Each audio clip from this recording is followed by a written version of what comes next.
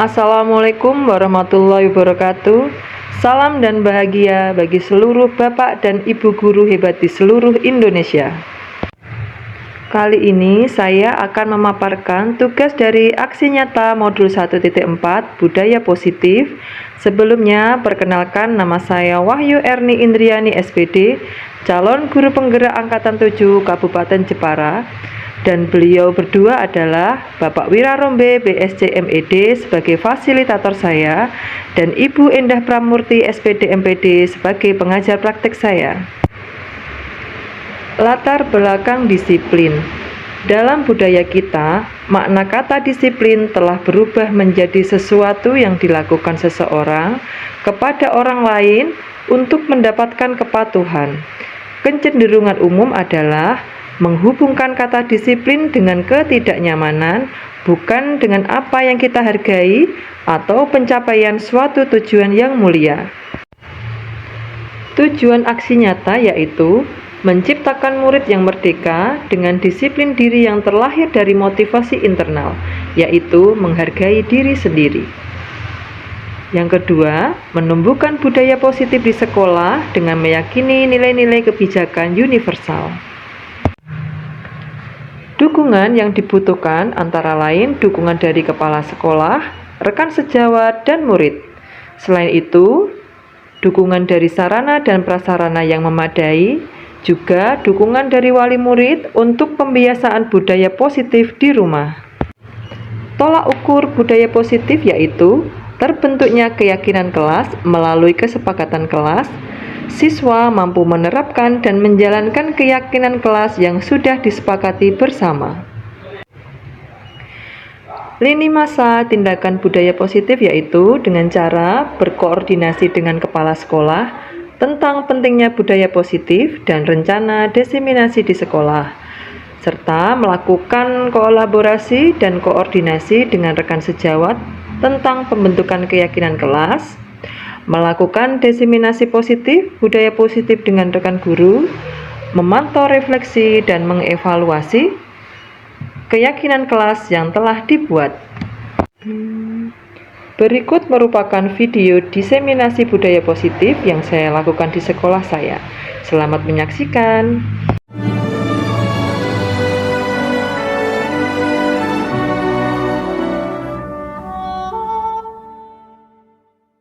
Assalamualaikum warahmatullahi wabarakatuh. Yang terhormat Bapak Kepala Sekolah SDN 3 Karanganyar beserta Bapak Ibu Guru hebat dari SDN 1 dan 3 Karanganyar yang sangat saya hormati dan saya banggakan. Marilah pertama-tama kita panjatkan puji syukur kehadirat Allah Subhanahu wa Ta'ala yang telah melimpahkan segala nikmat, hidayah serta inayahnya kepada kita semua, sehingga dapat menghadiri kegiatan pada pagi hari ini dengan kondisi sehat tak kurang suatu apapun. Semoga kegiatan pada sore hari ini berjalan dengan lancar dan memberikan banyak manfaat bagi kita semua. Amin. Salawat serta salam tak lupa kita senantiasa hadirkan kepada junjungan Nabi Agung kita Muhammad SAW yang senantiasa kita tunggu-tunggu syafaatnya di yaumil qiyamah. Amin. Marilah kita buka pertemuan pada pagi hari ini dengan bacaan basmalah bersama-sama. Kami hantarkan. Bismillahirrahmanirrahim. Dalam kegiatan pagi hari ini, langsung saja ya Bapak Ibu Guru, kita akan membahas tentang diseminasi aksi nyata modul 1.4 tentang budaya positif. Dalam kegiatan saya sendiri, Wahyu Erni Indriani SPD dari SDN 3 Karanganyar, calon guru penggerak Angkatan 7 Kabupaten Jepara. Semoga dengan kegiatan pagi hari ini juga memberikan banyak manfaat bagi kita semua, Bapak Guru hebat yang telah hadir dalam kegiatan pagi hari ini.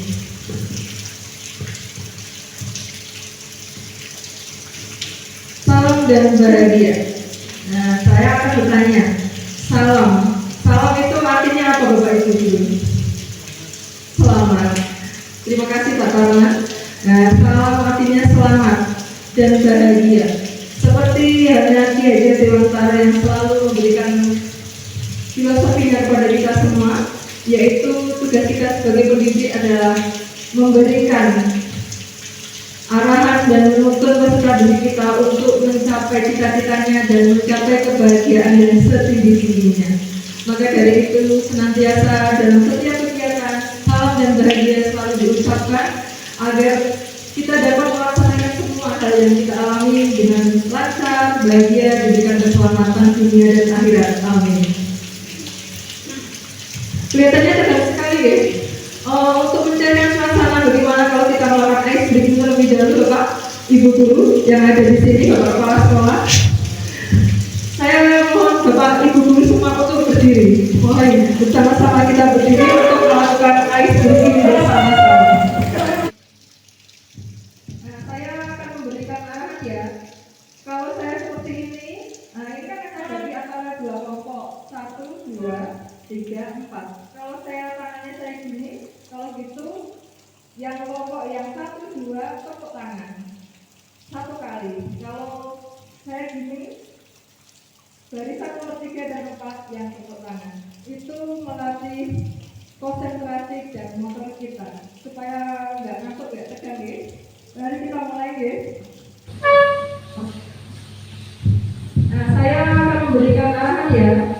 Kalau saya seperti ini, nah ini kan akan bagi antara dua kelompok, 1, 2, 3, 4. Kalau saya tangannya saya gini, kalau gitu yang kelompok yang 1, 2 tepuk tangan 1 kali. Kalau saya gini, barisan nomor 3 dan 4 yang tepuk tangan. Itu melatih konsentrasi dan motor kita supaya nggak ngantuk, nggak tegang ya.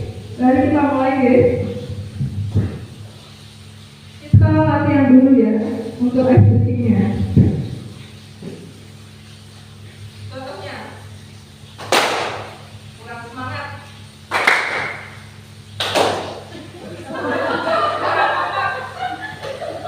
Saya ulangi lagi. Pak, kan jangan malu-malu Pak. Ayo. Biasanya berolahraga kan malu pilih-pilih fisik yang kuat ya.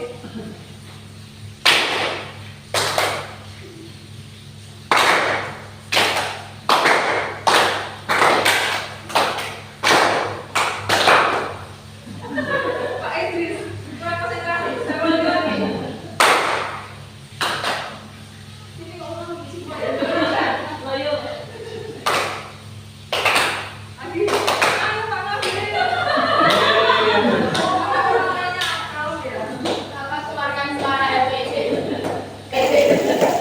Satu kali lagi ya Bapak Ibu.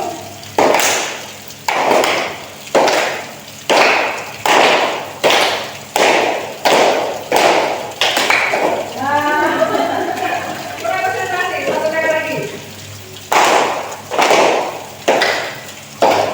Aduh, biasanya kalau kurang semangat, saya agak nyanyi saja. Biasanya saya kalau sama ketemu dengan Pak Ali Hidayat itu justru biasanya seperti ini. Teman-teman ya, kemarin habis melaksanakan apa?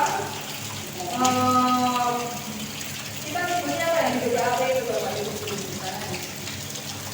Ini ada kegiatan bagus yang diawal sama aja. Kita langsung sama-sama. Sampai tepuk tangan ya. 1, 2, 3. Saben wayah esuk sawise tangi, merloake atur sabune wangi, beratur kendur dandan, berdandan dur sarapan, tuning budal ipamulangan, lekai jas sekolah, ambil bapak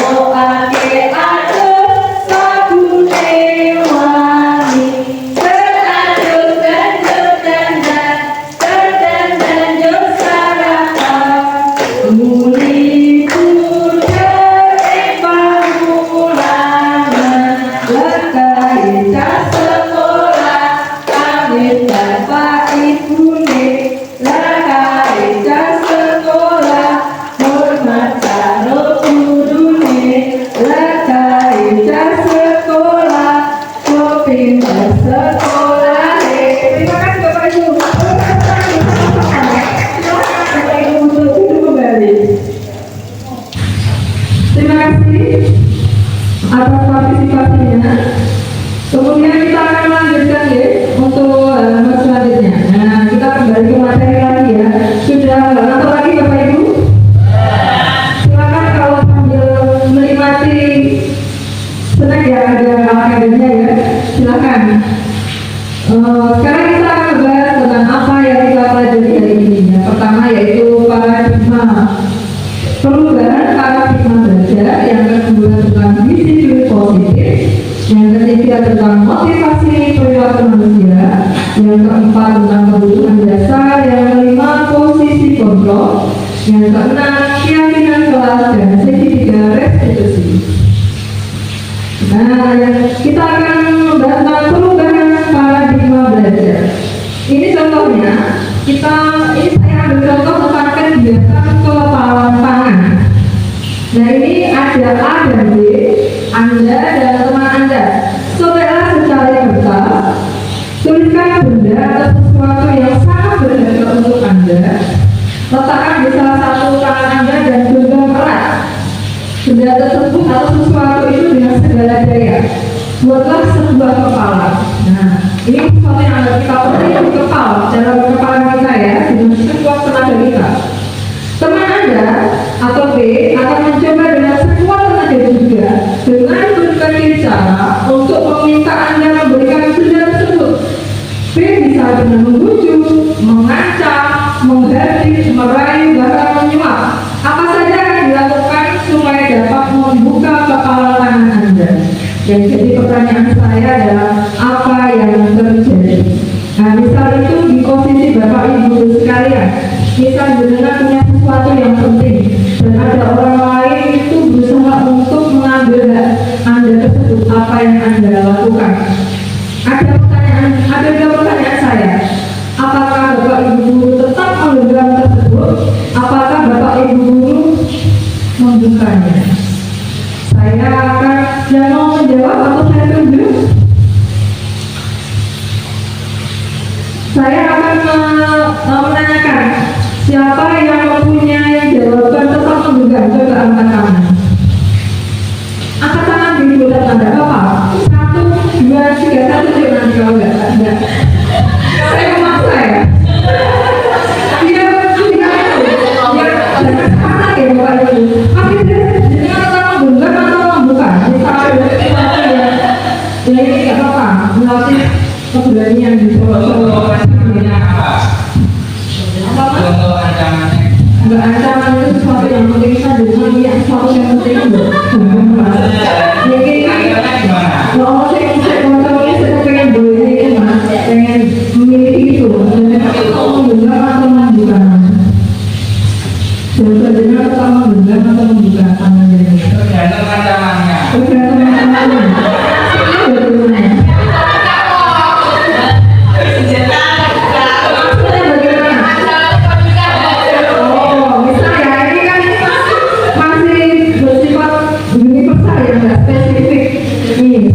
Jenengan punya apa ya? Sebenarnya apa ya Bapak Ibu? Oh punya apa? Punya HP. Oh punya HP. Teman jenengan kayaknya dapat ingin melihat isi dari HP jenengan.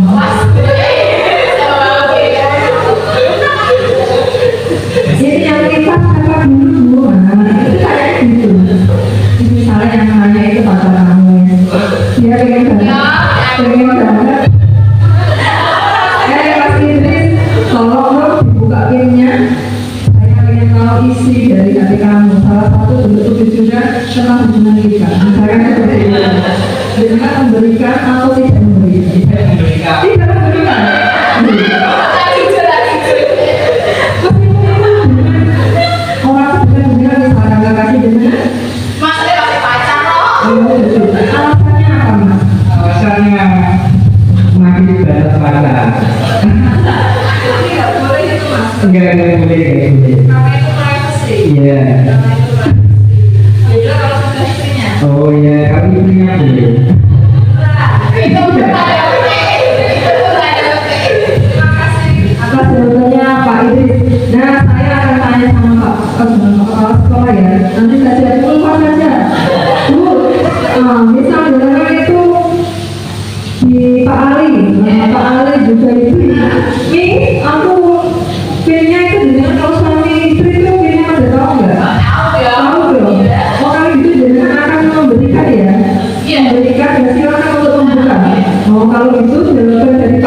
Bapak Iblis itu kalau dengan kepala tangan itu tetap menggenggam karena alasannya masih sebatas pacar bumi, ya jadi boleh umumnya kayak seprivasi itu. Kalau jawaban dari Bu Ulfa,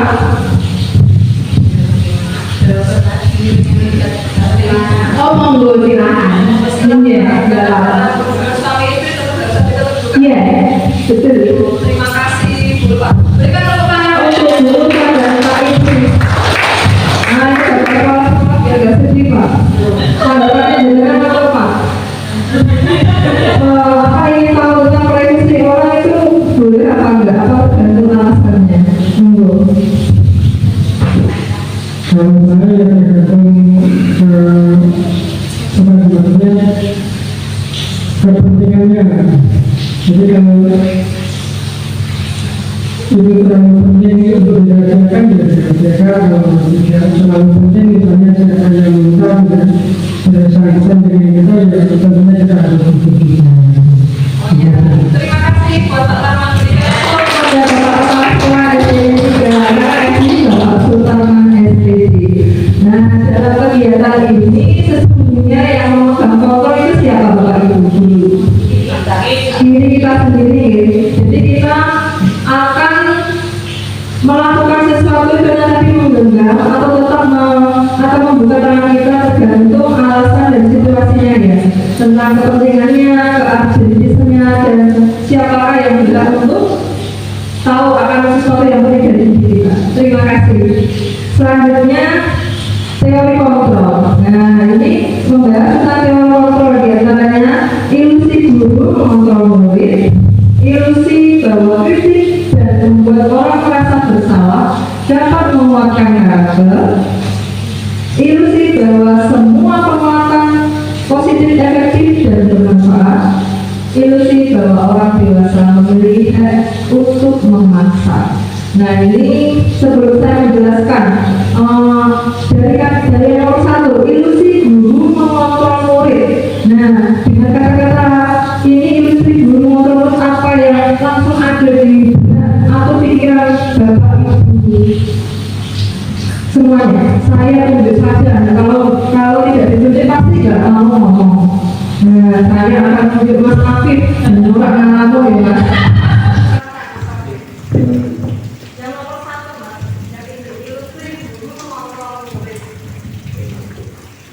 Ilusi guru mengontrol murid itu contohnya seperti kalau dalam pembelajaran itu murid itu disuruh seperti dalam itu ya dari kesepakatan dari awal dulu. Terima kasih, tepuk tangan buat Pak. Biasanya itu malah Debat itu. Sini semuanya tidak ada yang tua ya, yang tua hanya saya dan Pak Salman. Tidak apa-apa ya kelihatan. Nah ini aku punya sama malah digunting buat kayak mau ngalamin aku sih boleh gunting angelan. Ini saya terdalam kabel. Baik.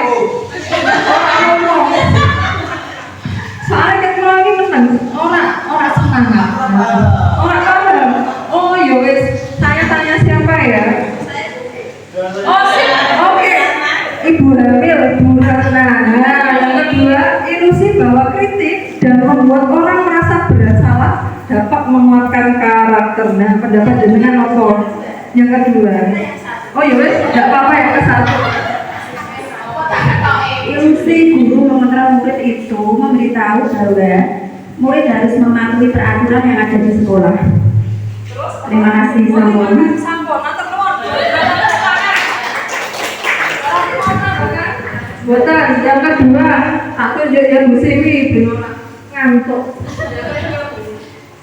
ilusi bahwa kritik dan membuat orang merasa bisa dapat menguatkan karakter. Misalnya seperti siswa yang bertengkar, ya yang bersalah itu diberi kritik seperti apa? Diberi apa? Nasihat. Pasti dia akan merasa bersalah dan dia akan lebih baik sikapnya nanti seperti itu. Terima kasih, Bu Siti, tepuk tangan. Terima kasih. Nah sekarang Bu Aris yang ketiga Bu, ilusi bahwa semua penguatan positif, efektif, dan bermanfaat. Bagaimana pendapatnya? Bu Arfi salah satu guru senior juga ini. Pengalamannya banyak. Mohon maaf. Oke. Oke, saya akan coba untuk yang poin 3, ilusi bahwa semua penguatan positif, efektif, dan bermanfaat.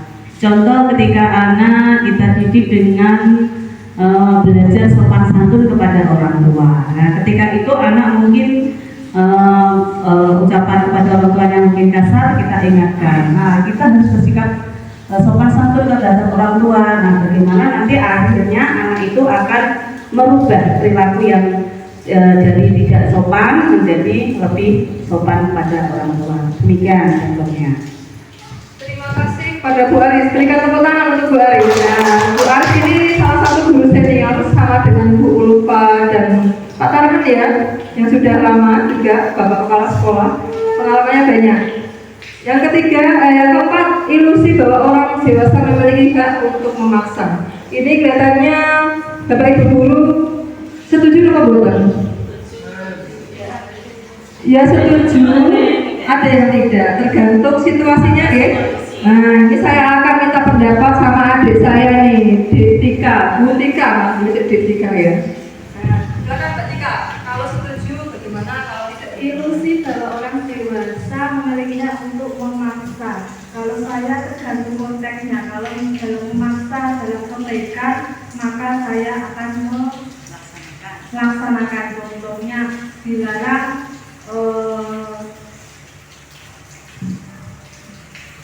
mencontek dalam mengajarkan ujian seperti itu. Ini konteksnya kita sebagai pendidik ya, dan anak didik di sekolah. Jadi kita tidak akan meluas, kita kan guru. Nah, yang kalau menolak guru itu contohnya bagaimana? Ini tadi kan ketika menyetujui, kadang ada tindakan memaksa untuk bahwa kita memiliki hak untuk memaksa. Dan tadi ketika menjawab, boleh Bu, misalkan kita memaksa siswa untuk disiplin agar tidak mencontek saat mengerjakan ujian di sekolah. Dan kalau yang tidak setuju, contohnya bagaimana Bu Tika? Kalau tidak setuju, misalnya kalau ada siswa yang melakukan kesalahan, misalnya bertengkar, tapi dihukum yang terlalu berat. Kalau menghukum dengan cara mendidik, misalnya kalau bertengkar nanti saya hukum dengan disuruh menghafalkan kalian seperti itu. Jadi hukumannya akan berdampak positif terhadap siswa tersebut secara tidak langsung. Oke. Tapi kalau hukumannya terlalu berat, misalnya disuruh berdiri sampai pingsan, gitu nggak boleh. Iya, tidak boleh. Tidak setuju. Terima kasih. Tepuk tangan pada Bu untuk Bu Tika ya.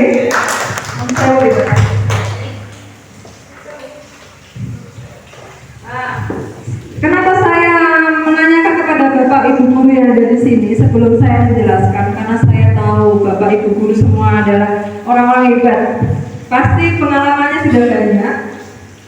Jadi saya minta pendapatnya dulu, dan semuanya pendapatnya adalah pendapat yang benar. Ilusi guru mengontrol murid, kita memang harus mengontrol siswa untuk melakukan segala sesuatu yang telah menjadi aturan dan menjadi kesepakatan kelas yang telah kita laksanakan. Yang kedua, ilusi membawa kritik membuat orang merasa bersalah, dapat menguatkan karakter. Nah, contohnya seperti ini. Misalkan ada anak yang ngobrol sendiri saat kita sedang menerangkan. Biasanya saya kalau kelas 6, karena saya mengajar di kelas 6, biasanya saya malah lebih muda, karena mereka kan sudah beranjak di remaja ya. Biasanya saya ngomong kayak gini, tolonglah Adit, misal Adit sama Hamdan berbicara sendiri. Saya seperti ini, Adit, Hamdan, tolonglah jangan bicara sendiri. Masa nggak kasihan sama Bu Erni? Sudah menjelaskan capek-capek, kalian ngomong sendiri, nanti kalian nggak paham. Nah mereka tuh diem. Terus ya udah tuh, mohon maaf ya Bu, saya tidak akan mengulanginya lagi. Nah dengan saya bertanya seperti itu, mereka akan merasa bersalah dan mereka akan mempunyai karakter yang lebih kuat untuk tidak mengulangi kesalahannya tersebut, untuk menghargai gurunya saat menerangkan. Yang kedua, ilusi bahwa semua penguatan positif, efektif dan bermanfaat. Seperti tadi yang diungkapkan oleh Bu Aris, bahwa penguatan positif itu harus dilakukan kepada anak didik kita di sekolah. Misalnya menaati peraturan, hormat dan patuh kepada Bapak Ibu guru. Itu penguatan-penguatan yang harus ditanamkan sejak dini kepada peserta didik kita, dan itu sudah menjadi kewajiban kita sebagai pendidik. Yang ketiga, ilusi bahwa orang dewasa memiliki hak untuk memaksa. Nah, itu tergantung dari konteksnya, seperti tadi yang diungkapkan oleh Bu Tika.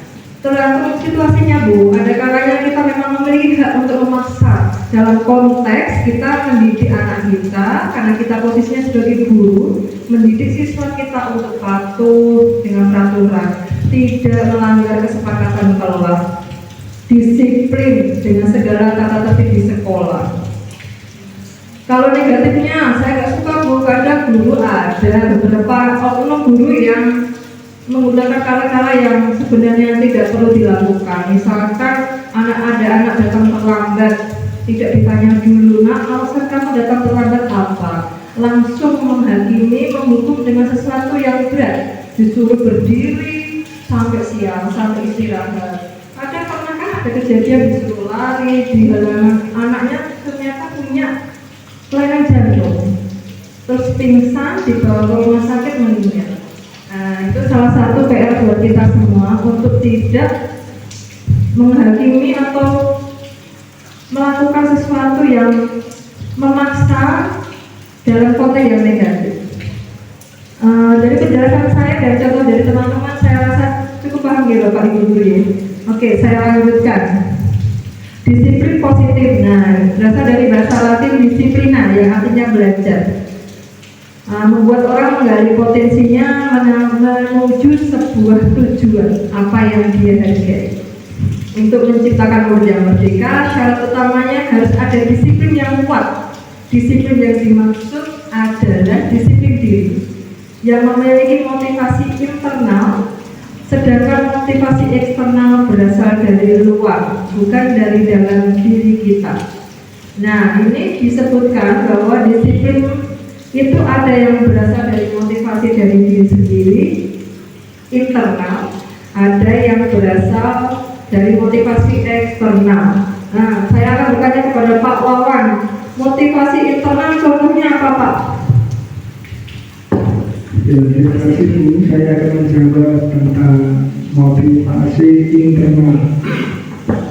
Dari motivasi internal itu kan bisa dijawab itu dari diri kita sendiri.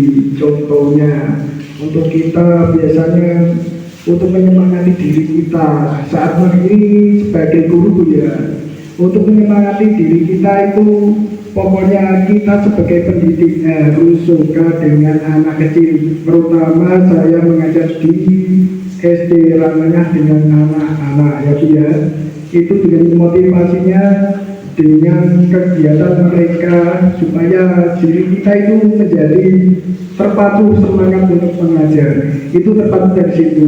Kalau kita mempunyai misi tersendiri, biasanya kan saya punya Bu, statement-statementnya anak harus gini. Ternyata dalam lapangan itu nanti berbeda.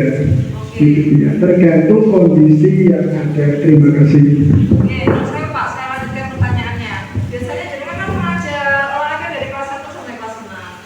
Biasanya hal apa saja yang jenengan hadapi dalam menghadapi anak dari kelas bawah dan kelas atas? Saya akan jawabnya Bu ya.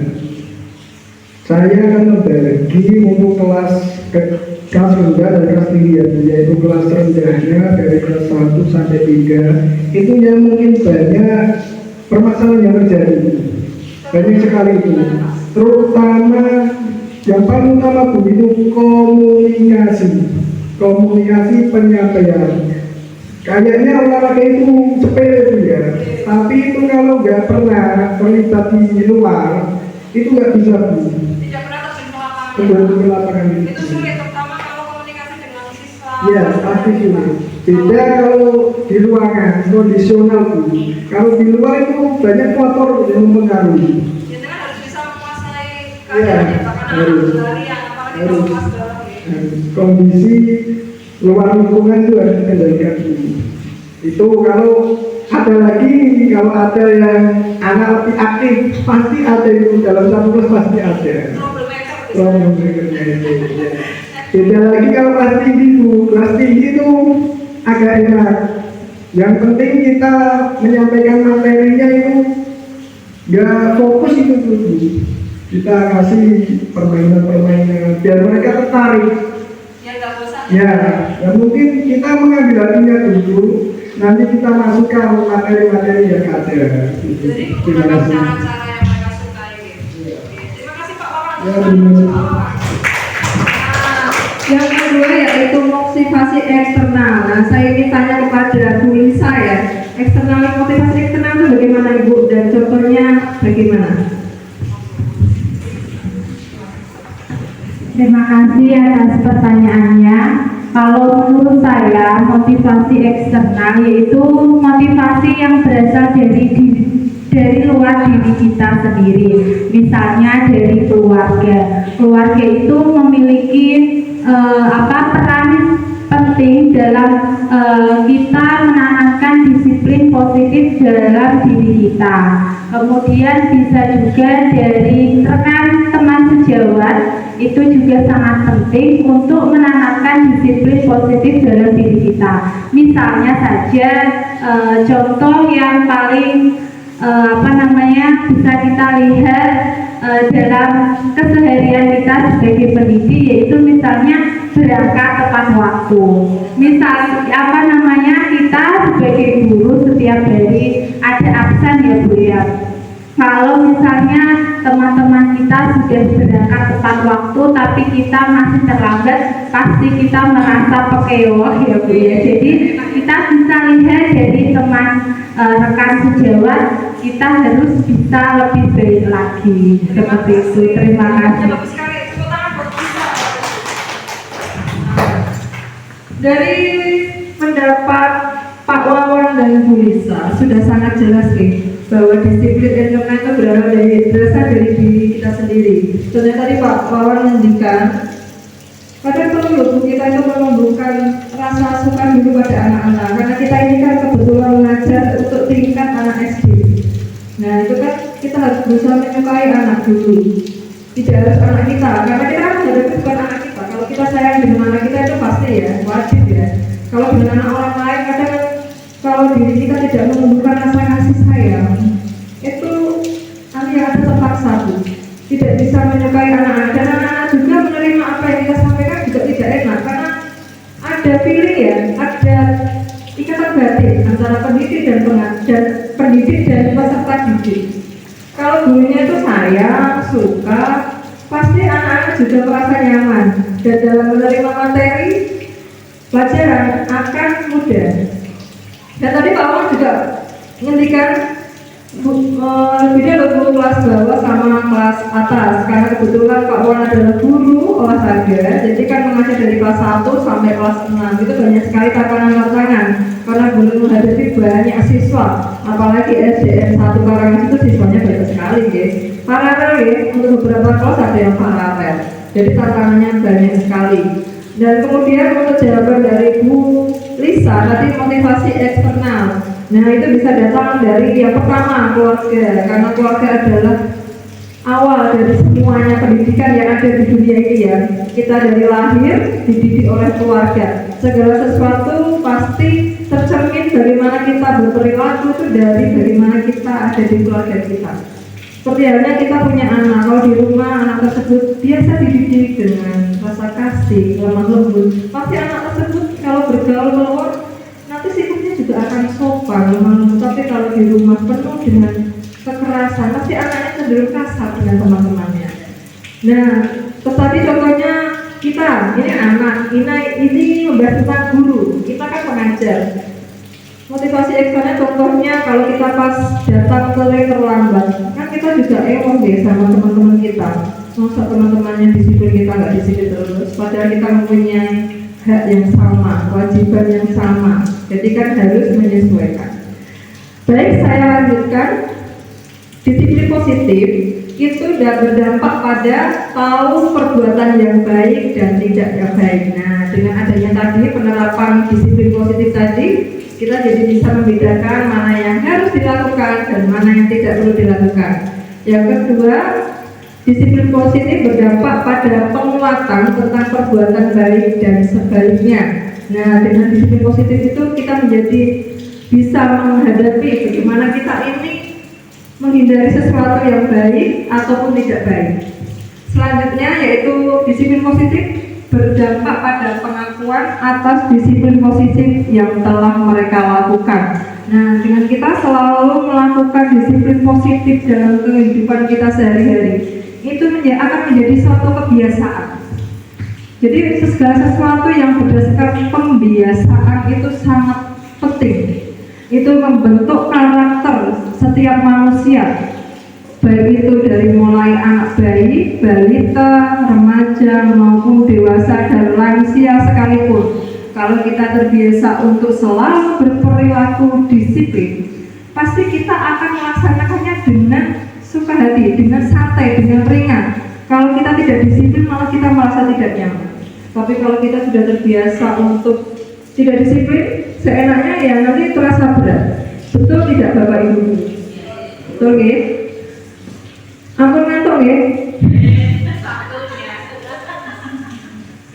Oke, kemudian kita lanjutkan teori motivasi perilaku manusia.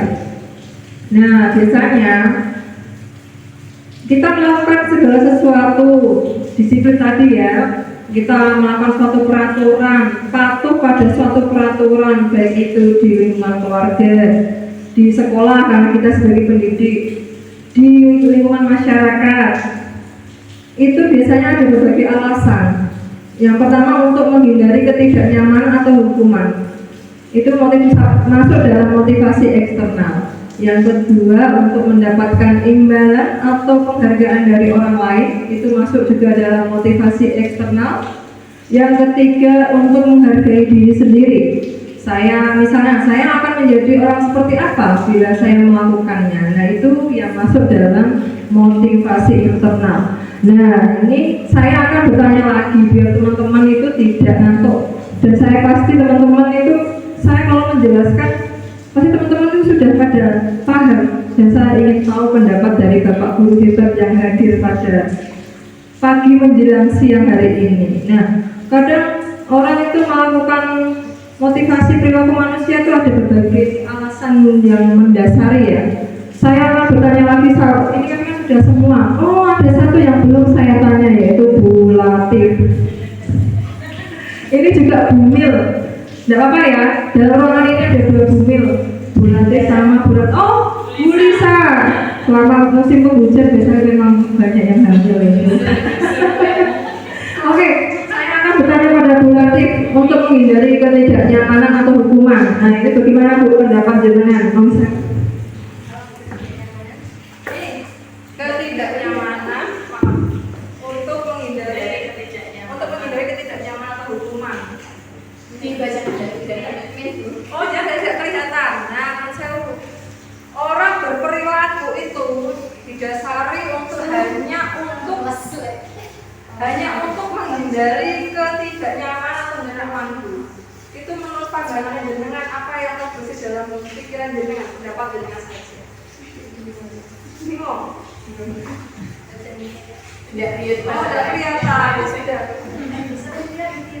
Ini jenengan.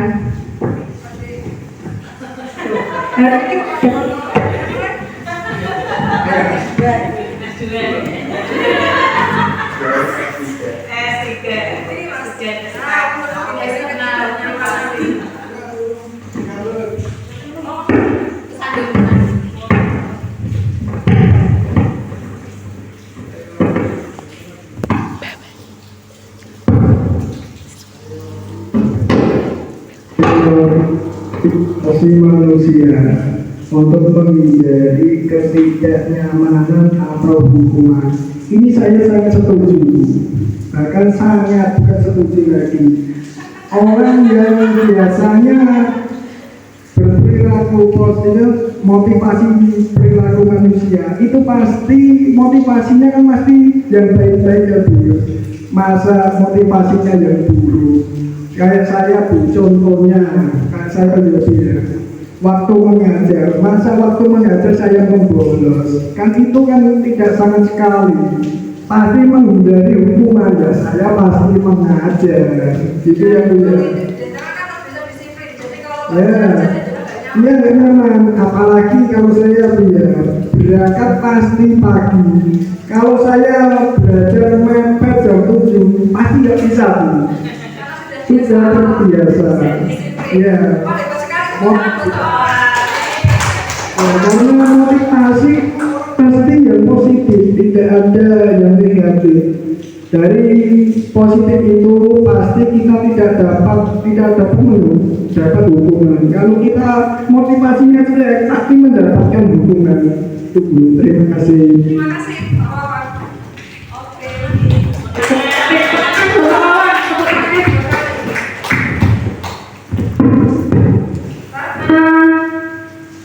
Terbiasa Pak Wawan tadi mengungkapkan bahwa kalau kita terbiasa disiplin itu, saya tuh merasa tidak nyaman kalau nggak disiplin. Itu tadi seperti yang telah saya utarakan di depan tadi, kalau orang sudah kebiasaan melakukan sesuatu yang baik, kalau melakukan sesuatu yang tidak baik nggak bisa, karena sudah menjadi karakter yang tertanam pada diri kita. Nah tadi juga menjadi hukum aku. Nah saya ini kan memang tugasnya jadi guru, maksud saya nggak mengajar.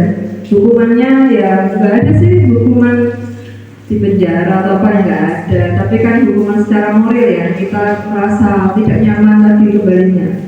Nah ini motivasi untuk mendapatkan imbalan atau penghargaan dari orang lain. Nah ini ada loh yang banyak seperti ini.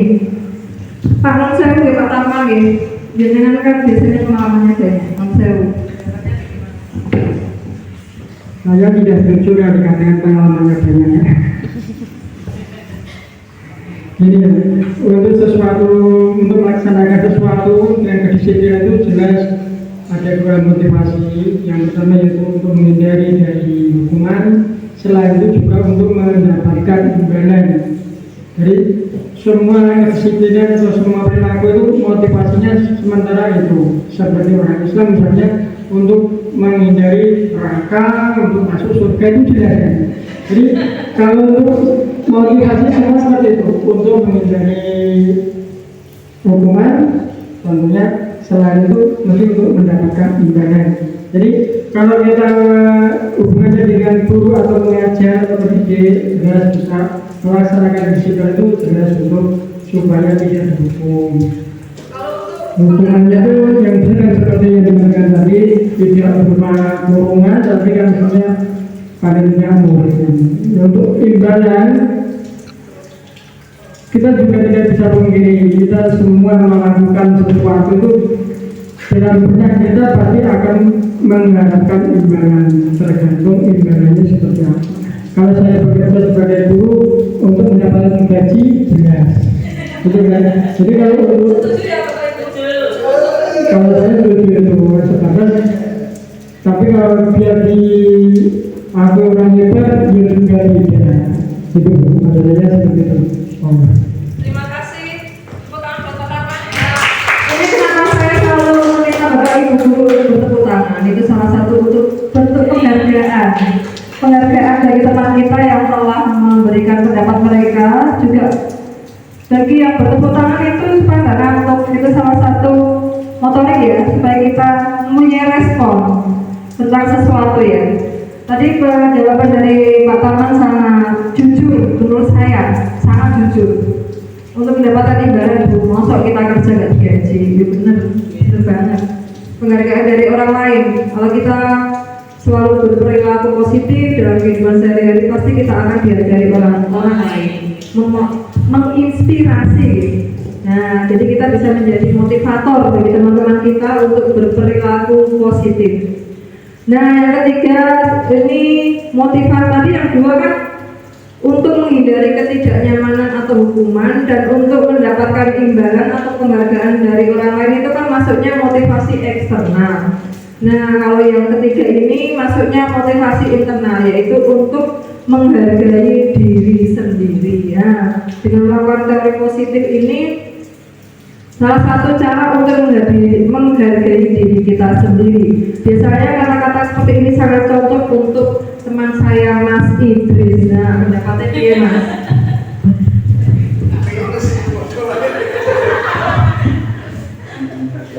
Motivasi Mas Idris gitu.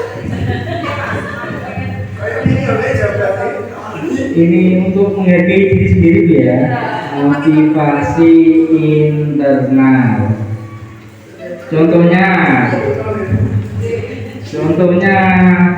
kalau pagi kita harus berangkat awal. Ya jam 6:30. Harus 6:30. Oh, pagi terus. Jam 7 kurang setengah.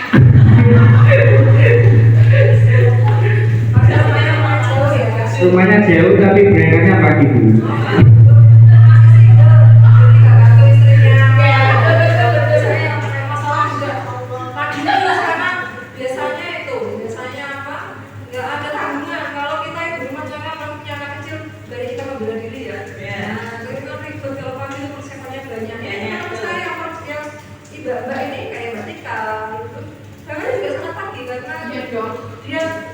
Biasanya masih sangat apa? Longgar ya Bapak Ibu ya. Nggak punya tabungan. Tapi kalau sudah jadi karakter untuk selalu di sini biasanya tetap pagi ya meskipun punya anak kecil. Nanti kita lihat nanti. Ya, jadi kita harus bekerja sesuai dengan tupoksi kita sebagai guru. Berangkat pagi, mengajar dengan hati Bu, mengajar dengan hati, lalu harus punya cara bagaimana kita bisa itu harus bisa mencuri hati siswa dulu supaya siswanya nyaman, baru kita berikan pelajaran. Ya. Curi ya Mas ya.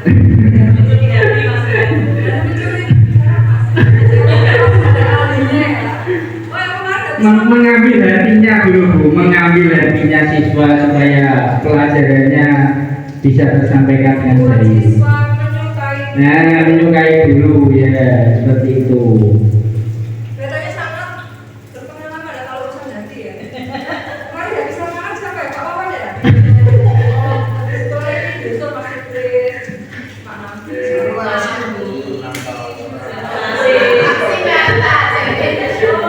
Aksi nyata. Mas Wawan kan sudah membuktikan aksi nyatanya. Yang belum itu Mas Idris sama Mas Nafi. Nah, bisa cetak bahwa ini sudah aksi nyata.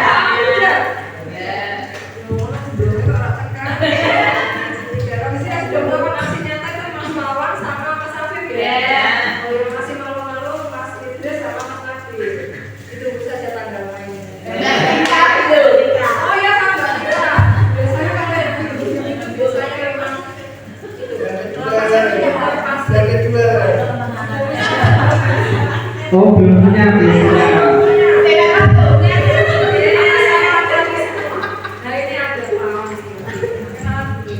Sudah ya, mungkin itu saja Bu. Terima kasih Dari ketiga jawaban itu kita bisa mengambil kesimpulan bahwa banyak sih yang bisa menjadi mendasari bagaimana perilaku manusia, ya diantaranya menghindari ketidaknyamanan berhubungan, untuk mendapatkan imbalan atau penghargaan dari orang lain yang masuk dalam motivasi eksternal ya. Dan yang terakhir untuk menghargai diri sendiri, seperti yang dijawab oleh tadi Pak Idris. Kalau kita itu kalau melakukan segala sesuatunya dari hati Bu, nanti semuanya akan terasa enak. Seperti kita mengajar, juga bagaimana kita tadi kata-kata yang mencuri, ya itu kan sebuah kiasan ya Mas Idris.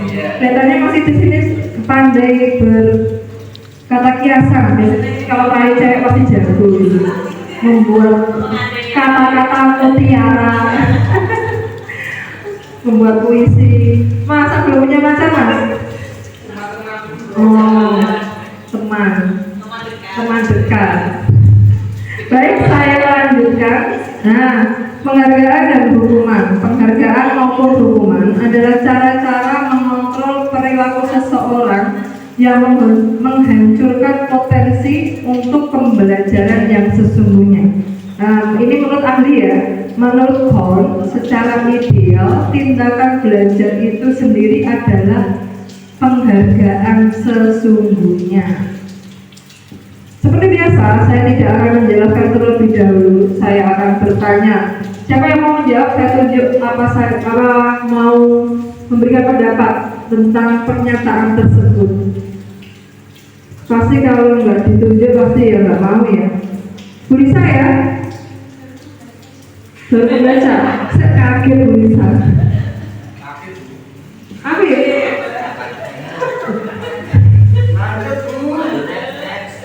Nah, ini satu orang saja. Bisa juga Bu. Namanya main saja. Oh, jadi audionya Bu lagi kesel, Bu mikir keras.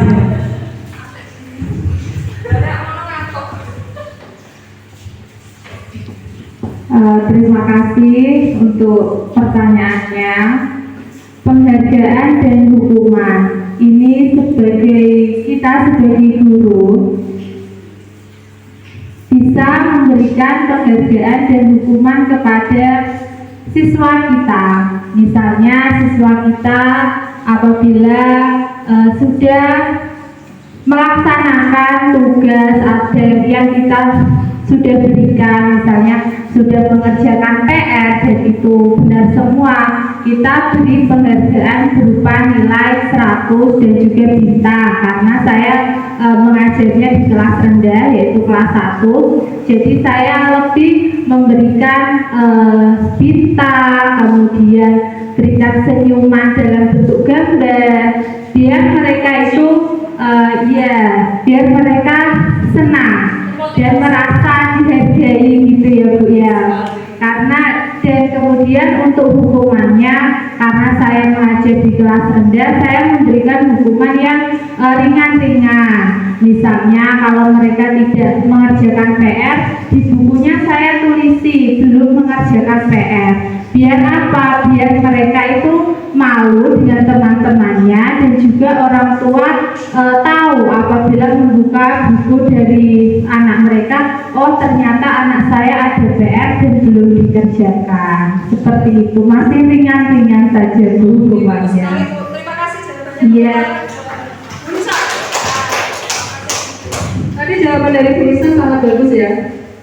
Penghargaan maupun hukuman sangat diperlukan mengontrol perilaku seseorang. Nah, yang ini tuh ada kata-kata menghancurkan potensi pembelajaran yang sesungguhnya. Itu tergantung bagaimana kita menerapkannya ya. Kalau menghancurkan itu kalau kita memberikan hukuman yang membuat mental anak didik kita langsung down, misalkan langsung menghakimi, misalkan nggak bisa mengerjakan, disuruh maju, nggak bisa, kamu anak bodoh. Nah, padahal kita sebagai pendidik harus menghindari itu, tidak boleh memberikan julukan atau menghardik anak dengan kata-kata bodoh, tidak boleh. Nah, seperti itu. Dan secara ideal tindakan belajar sendiri adalah penghargaan yang sesungguhnya. Dan biasanya anak, kalau tadi Bu Lisa mengatakan kalau saya itu Bu memberikan hukumannya ringan-ringan, biasanya dengan satu tulis belum mengerjakan PR, jadi anaknya merasa malu dengan teman-temannya, terus orang tuanya waktu membuka, anakku belum mengerjakan. Jadi dukungan orang tua juga diperlukan ya, karena pertama untuk kelas rendah itu kan harus pendampingan dari wali murid, itu sangat penting. Dan dengan tindakan itu anak-anak itu benar-benar belajar. Oh, besok aku nggak akan seperti itu lagi. Saya lanjutkan. Nah, hukuman, konsekuensi, dan restitusi. Ini saya akan membaca saja. Hukuman bersifat tidak terencana atau tiba-tiba. Murid tidak tahu apa yang terjadi dan tidak dilibatkan. Bersifat satu arah dari pihak guru yang memberikan dan murid hanya menerima hukuman tanpa melalui kesepakatan. Hukuman yang diberikan bisa berupa fisik maupun psikis. Murid atau anak disakiti oleh suatu perbuatan atau kata-kata. Nah, ini sesuatu yang tidak boleh dilakukan deh. Hukuman itu langsung semena-mena istilahnya, satu arah, anak nggak tahu harus dilakukan, langsung diberikan hukuman tanpa adanya kesepakatan kelas. Makanya saya biasanya di dalam kelas itu ada kesepakatan. Apalagi saya kan kelas tinggi, biasanya lebih muda. Itu ya, ini kita punya kesepakatan tata tertib kelas. Biasanya kan ada seperti itu ya Bapak Ibu guru ya. Datang sebelum jam 7. Yang Rabu pikir setiap hari harus berangkat lebih awal untuk membersihkan kelas. Biasanya saya malah membersihkan kelasnya pada pagi hari sebelum memulai pembelajaran dan sesudah, biar besok bisa bersih, yang sekolahnya bisa ringan. Nah ini tadi yang tindakan seperti ini tadi yang harus dihindari ya. Hukuman itu ini kan searah, anak tidak tahu langsung diberi hukuman, tidak terencana. Nah yang kedua konsekuensi. Hukuman ini biasanya seperti itu. Sesuatu yang kata-kata hukuman itu memang ada dua versi, hukuman secara positif dan negatif. Kalau negatif itu sifatnya seperti itu ya Bapak Ibu, tidak terencana, langsung satu arah, langsung berupa fisik yang membuat mental seseorang anak itu langsung down. Kalau konsekuensi itu sudah terencana atau disepakati. Ini perbedaannya antara hukuman dan konsekuensi. Jadi ada perbedaan yang mendasari ya. Tapi kembali lagi tadi, bagaimana kita menyikapinya. Ada hukuman yang bersifat positif dan ada yang bersifat negatif. Kalau konsekuensi itu sudah terencana, misalnya kamu datang terlambat, konsekuensinya kamu nanti piket, membersihkan kelas meskipun kamu nggak piket, kadang gitu, atau diberikan PR tambahan, nah supaya anak jera, biasanya gitu. Biasanya konsekuensi itu sifatnya sudah terencana dan sudah ada kesepakatan sebelumnya. Nah ini restitusi, ini Bapak Ibu guru biasanya asing ya. Sebelumnya sudah pernah dengar kata-kata restitusi belum? Pasti belum. Kalau hukuman konsekuensi pasti sudah paham. Nah kalau restitusi adalah proses menciptakan kondisi bagi murid untuk memperbaiki kesalahan mereka sehingga bisa kembali pada kelompok mereka dengan karakter yang lebih kuat.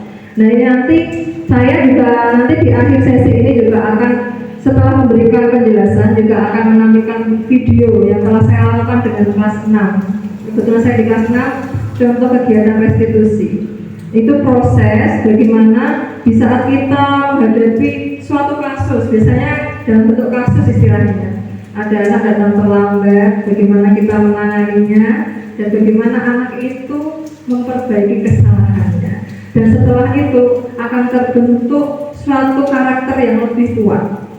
Mereka jadi menyadari apa yang jadi kesalahan mereka untuk menjadi pribadi yang lebih baik. Selanjutnya, ciri-ciri restitusi. Yang pertama, bukan untuk menebus kesalahan, namun untuk belajar dari kesalahan. Yang kedua, memperbaiki hubungan. Yang ketiga, tawaran bukan paksaan. Yang keempat, restitusi menuntut untuk melihat ke dalam diri. Yang kelima, restitusi mencari kebutuhan dasar yang mendasari tindakan. Yang keenam, restitusi diri adalah cara yang paling baik. Restitusi fokus pada karakter bukan tindakan. Restitusi fokus pada solusi. Restitusi mengembalikan murid yang berbuat salah pada kelompoknya. Nah ini penjelasan satu ya, ciri-ciri restitusi 1 sampai 9 ini tadi. Yang seperti saya ungkapkan, restitusi itu adalah suatu proses dalam pembentukan karakter anak yang melakukan kesalahan, dengan kita sebagai pendidik menuntunnya kembali ke arah yang benar, yang baik, untuk tidak melakukannya kembali, tetapi dengan cara tidak dipaksa, dengan cara mereka sadar secara secara sukarela untuk tidak melakukannya lagi, dan akan menjadi anak yang lebih mandiri, lebih disiplin, lebih jujur, lebih baik, dengan karakter yang lebih kuat. Nah ini mengapa tidak peraturan saja, mengapa harus keyakinan kelas, mengapa kita harus menggunakan misalnya ini contoh-contohnya, mengapa sih peraturan saja nggak harus keyakinan kelas? Maksudnya keyakinan kelas itu keyakinan yang telah disepakati, biasanya seperti itu, misalnya jangan datang terlambat, tidak boleh mencontek saat ujian. Itu salah satu contoh-contoh keyakinan kelas. Contohnya, mengapa kita memiliki peraturan harus menggunakan helm bila mengendarai kendaraan roda 2? Mengapa kita memiliki peraturan 3M, menggunakan masker, mencuci tangan, dan menjaga jarak 1,5 meter? Mengapa kita memiliki peraturan harus datang tepat waktu saat mengikuti pelatihan? Nah ini contoh-contohnya. Untuk mendukung motivasi intrinsik, kembali ke nilai keyakinan keyakinan yang menggerakkan seseorang dibandingkan mengikuti serangkaian peraturan. Nah, ini tadi seperti yang judulnya, mengapa tidak peraturan saja? Mengapa sih harus keyakinan kelas? Karena dengan kita membentuk atau memberikan keyakinan kelas yang telah disepakati, maka kita akan secara sadar, secara sukarela untuk menempatinya. Kalau kita harus menggunakan helm kendaraan roda 2, alasannya apa Bu? Kenapa kita harus pakai helm? Alasannya apa kalau motor? Biar selamat Bu. Karena kan motor itu kalau jatuh langsung jatuh ke aspal. Aspal itu empuk kan atas Bu. Atas gitu. Nah, makanya untuk menjaga keselamatan dan kepala ini kan sesuatu yang vital. Jadi kalau terbentur akan mempengaruhi seluruh saraf motorik kita. Jadi kenapa itu sangat diwajibkan? Mengapa sih Bu punya peraturan 3M, masker, mencuci tangan, menjaga jarak? Nah ini terutama pada saat kemarin ya COVID ya. Sekarang sih sudah agak mereda, tapi tidak ada salahnya untuk kita selalu menerapkannya. Yang kelima, mengapa kita harus datang tepat waktu saat pelatihan? Karena itu bentuk kedisiplinan. Datang tepat waktu itu menurut saya dan Bapak Ibu juga pasti kan disiplin itu sesuatu yang mendasar gitu untuk dalam kita pembentukan karakter. Nah, budaya positif itu ada lingkungan positif, keyakinan kelas, dan peraturan kelas. Nah, yang ini kebutuhan dasar manusia, kesenangan, cinta kasih sayang, kebebasan, dan penguasaan. Nah, itu tadi yang saya sebutkan di depan, menganalisis kebutuhan dasar manusia, dan ini penjelasannya. Kenapa saya langsung ke sini? Biar Bapak Ibu tidak bosan dan tidak terlalu lama. Itu Pak Awan kita semua untuk itu. Ibu guru bilang, aku tidak boleh bersenandung sewaktu mengerjakan tugas. Katanya kelas harus tenang, tidak ada suara. Padahal kan aku senang menyanyi. Nah, menurut Bapak Ibu ini kebutuhan tentang apa ini? Kesenangan, cinta kasih, kebebasan, atau penguasaan? Neng kelas bukan parang nyanyi, tapi aku senang nyanyi. Itu maksudnya kebutuhan dasar yang mana? Kebebasan, pengen bebas. Ada lagi? Kesenangan. Aku senang nyanyi. Nah, jadi setiap orang punya pendapat yang berbeda. Oke, ini yang kedua. Ibu guru tidak menyapa hari ini, padahal aku pakai jepit baru. Bisa cewek-cewek ya, kalau punya barang baru. Contohnya bisa gelangnya anyar, tangannya dibukur, gelangnya ngerti, gelangnya anyar. Nah, saya sering ada pakai kerudung. Kadang kalau bajunya baru, modal nanti kayak pernikahan ya, supaya tahu kalau bajunya baru. Biasanya ini maksudnya dalam apa ini? Cinta dan kasih sayang, pengen diperhatikan ya. Bahasanya masih itu sih siapa ya Mas? Misalnya yang si Joko yang Mas Nabil, Mas Idris, Mas Lawan, Pak Amir pada karena saya tidak cuma waper menunggu sepanjang desanya. Biasanya yang cuma waper gitu cewek ya, mayoritas. Kalau bapak-bapak jarang lah banyak caper. Yang selanjutnya, aku bosan masa belajarnya cuma gitu-gitu aja, dengerin ibu guru saja. Nah ini maksudnya dalam kebutuhan apa? Penguasaan, karena bapak ibu gurunya monoton ya. Sekarang kan sangat ini kan kurikulum merdeka. Nah, terutama baru diterapkan di kelas 1 dan kelas 4. Kurmer istilahnya yang kemarin sempat bikin stres bapak ibu guru kelas 1 dan kelas 4. Sekarang sih udah enggak ya Bu, Pak. Nah, biasanya tadi bosan karena gurunya konvensional, ceramah dari awal sampai pulang. Muridnya mau tidur, mau mendengarkan, mau sampai mengot kelakapan itu orang peduli. Nah itu biasanya itu model pembelajaran yang harus dihindari. Sekarang pembelajarannya kan kurikulum merdeka, jadi malah berfokus pada murid. Murid harus yang aktif, guru hanya sebagai fasilitator dan mediator.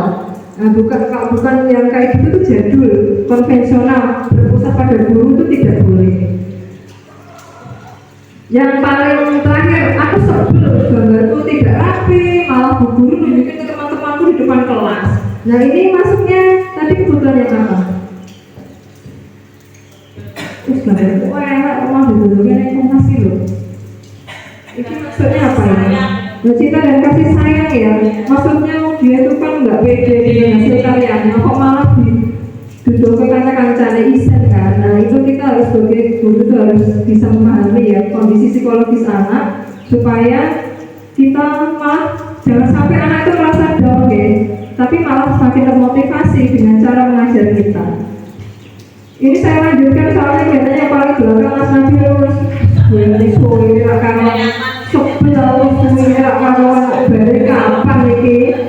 Nah 5 posisi kontrol: pendukung, pembuat rasa bersalah, teman, pemantau, manajer, tak lewati. Nah ini contoh-contohnya. Saya kecewa sekali dengan kamu. Nah itu maksudnya membuat orang merasa bersalah. Kamu tidak pernah benar melakukannya, itu langsung menghakimi ya.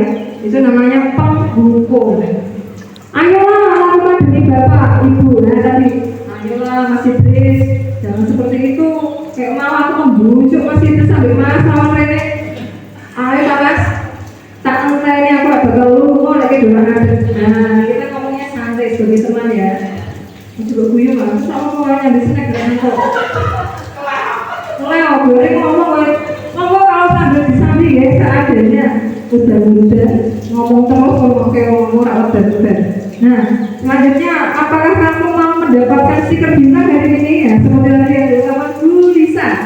Nah kita memantau itu posisi kita sebagai pemantau. Nah memantau anak-anak ini sejauh mana perkembangannya. Kalau bisa mengerjakan dengan baik, dapat bintang. Nah itu kan juga kan mengajar kelas 1 biasanya seperti itu ya. Selanjutnya, bagaimana kamu bisa menyelesaikan masalah ini? Nah, manajer biasanya itu Pak Tarman, Pak Kepala Sekolah. Ini biasanya di sini satu-satunya. Saya sebenarnya ya, nggak apa-apa ya Pak Tarman ya. Sebagai manajer, itu Pak Tarman misalkan bagaimana kamu bisa menyelesaikan masalah ini? Misalnya Pak Tarman kalau guru, saya selalu datang. Tolong ini bagaimana?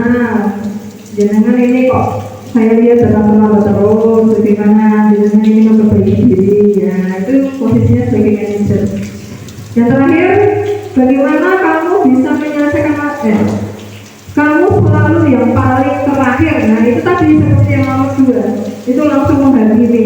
Itu biasanya harus kita hindari sebagai seorang pendidik, karena yang akan menimbulkan apa ya, rasa minder, tidak percaya diri ya Bu Aris ya. Oke, di 3 restitusi ya tadi prosesnya yaitu yang pertama menstabilkan identitas, validasi kebutuhan, menanyakan keyakinan. Saya langsung saja. Nah ini kenapa saya langsung, karena nanti saya akan menayangkan sebuah video. Anggap saja ini kayak nonton layar tancap. Nanti setelah ini saya akan menampilkan video saya syuting dengan anak-anak. Tadi tak suka sama anak-anak semua nanya-nanya. Besok lagi saya jadi foto-foto itu oke, kayak gitu. Nah ini keyakinan kelas, biasanya itu baru lagi ngasih tahu. Gak boleh datang terlambat, yang tiket ini ya, seperti itu. Biasanya saya kadang saya buat referensi saja kalau itu biar lebih nyaman, lebih akrab. Kadang kan kita pembelajaran sekarang memang harus berkelompok ya, kadang disarankan untuk berkelompok. Jangan itu contohnya saya anak, biasanya karya atau sebuah tulisan. Biasanya saya akan memamerkan atau memajarnya ya.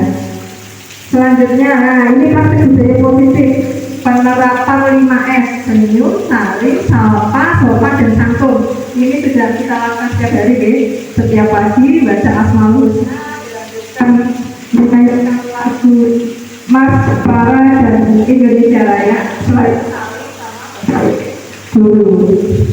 Nah ini praktik segitiga restitusi di kelas.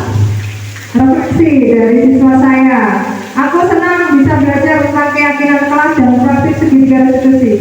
Aku senang bisa menjadi anak yang disiplin. Nah, tadi kan dapat jelaskan bahwa segitiga restitusi adalah proses bagaimana kita membentuk karakter anak yang melakukan kesalahan dengan suatu proses untuk menyadarkan, untuk memahami apa yang telah dilakukan kesalahannya tersebut dan memperbaikinya dengan penuh kesadaran tanpa adanya paksaan sehingga anak menjadi pribadi yang lebih kuat. Ini yang seperti dinanti-nanti sama Mas Nabil ini. Kesimpulannya dan setelah ini terima kasih. Ini dinamik semuanya ya. Nah, kesimpulannya budaya positif merupakan hasil dari keyakinan kelas yang bisa dilaksanakan secara terus-menerus dan berkesinambungan. Peran dari warga sekolah dalam mewujudkan budaya positif di sekolah merupakan peran yang sangat penting. Di sekolah ini siapa saja Bu? Selain siswa, warga sekolah ini siapa saja? Guru, kepala sekolah, penjaga, masyarakat lingkungan ya. Nah itu termasuk warga di sekolah. Diharapkan budaya sekolah konsisten. Konsisten itu maksudnya bagaimana? Ajur tetap dilakukan terus-menerus. Nah betul. Jadi kadang kita itu menjaga konsistensi komitmen itu ya yang sulit. Seperti menjaga hubungan ya masih terus. Perlu komitmen ya. Aku meneh. Oke. Terima kasih. Kelihatannya sudah selesai. Saya minta tepuk tangan dong buat Nah, ini saya akan menampilkan tentang penjelasan yang terakhir video tentang segitiga restitusi. Anggap saja ini hiburan ya Bapak Ibu.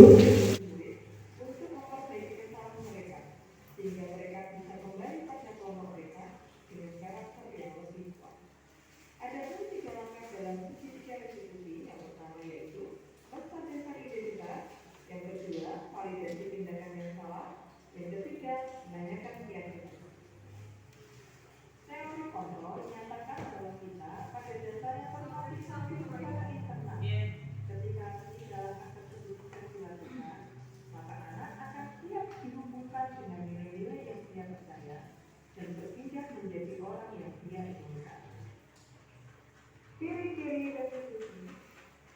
Satu, bukan untuk menebus kesalahan, tetapi untuk belajar dari kesalahan. Yang kedua, memperbaiki hubungan.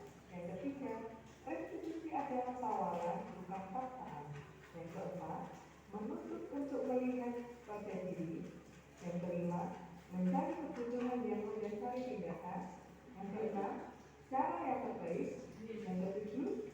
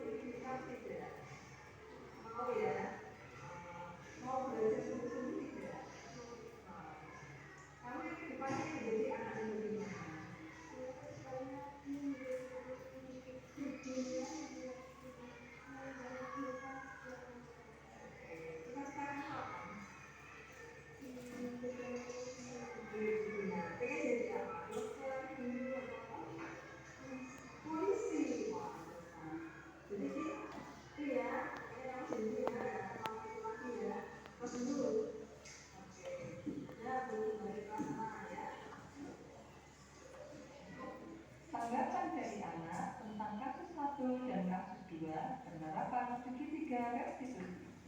Saya sangat senang dengan segitiga restitusi kelas saya, sehingga saya menjadi anak murid yang cerdas dan pintar. Salam satu jiwa.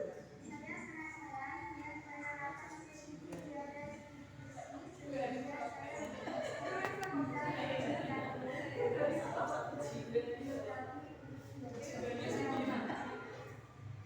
Kesimpulan yang bisa diambil yaitu penanganan kasus yang dilakukan guru dengan pendekatan segitiga restitusi diharapkan guru dapat memposisikan dirinya sebagai manajer dengan mengajukan pertanyaan yang membuat murid menjadi lebih mandiri, percaya diri, bertanggung jawab, dan berusaha menyelesaikan masalahnya.